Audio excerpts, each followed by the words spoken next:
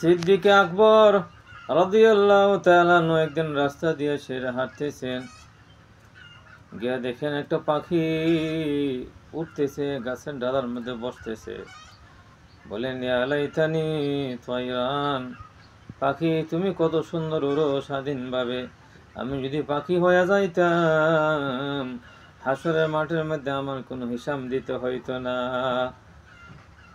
সিদ্দিক আকবর রাদিয়াল্লাহু তাআলা আনহু পশু পাখিকে দেখলে বলতেন, ইয়া লাইতানি কুনতু বাকারা, হায় আফসোস, আমি যদি গাভী হইয়া যাইতাম, গরু ছাগল হইয়া যাইতাম, হাসরের মাঠের মধ্যে আমার কোনো আল্লাহর দরবারে হিসাব দিতে হইতো না। কিন্তু আল্লাহ তাআলা আমাকে মানুষ বানাইছে, আল্লাহর দরবারে আমার হিসাবে দিতে হবে। হিসাবের পরে জান্নাত আছে, জাহান্নাম আছে। আমার বড় ভয় হই না জানে আল্লাহ তাআলা আমাকে দরিয়া ফেলে। সুবহানাল্লাহ। নবীর সাহাবী, শ্রেষ্ঠ সাহাবী হযরত আবু বকর, তিনি আল্লাহর ভয়ে কাঁদতেন, কত ভয় করতেন, যিনি জান্নাতের সুসংবাদ পেয়েছিলেন। সুবহানাল্লাহ। আর আমাদের অবস্থা কি হবে একটু চিন্তা করি না?